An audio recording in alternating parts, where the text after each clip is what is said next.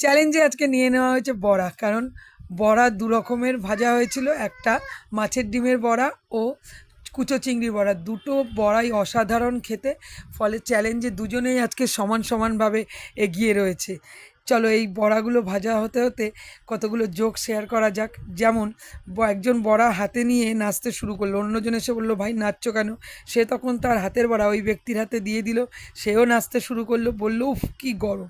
পাশের জন বলল যে এবার বুঝতে পারলে কেন আমি নাচছিলাম এত। বড়া হঠাৎ ফুটবল খেলতে গেল, তা দেখে সবাই বলল কী হলো, বড়া ফুটবল খেলতে এসছে? তখন বড়া বলল আমি তো শুনেছি গোল হলেই নাকি জেতা হয়ে যায়, তা আমি তো সবসময় গোল। সুখ কাকে বলে? তাই বড়াকে জিজ্ঞেস করা হলে বড়া বলল একবার আমাকে বৃষ্টির দিনে ভেজে খেয়ে দেখো, বুঝে যাবে সুখ কী জিনিস। বড়া পরীক্ষায় ফেল করলো, কী কারণ হতে পারে? কারণ একটাই, বড়া শুধু ভাজা হতে জানতো, পড়াশোনা তো কিছু জানতো না। এই জন্য বড়ার একটা প্রবাদ বাক্য রয়েছে, বড়া খেতে মজা কিন্তু বানাতে একটু হলেও সাজা।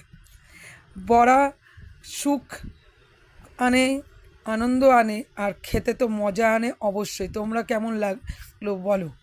প্রতিটা বড়া বানিয়ে দেখো আর খেয়ে দেখো।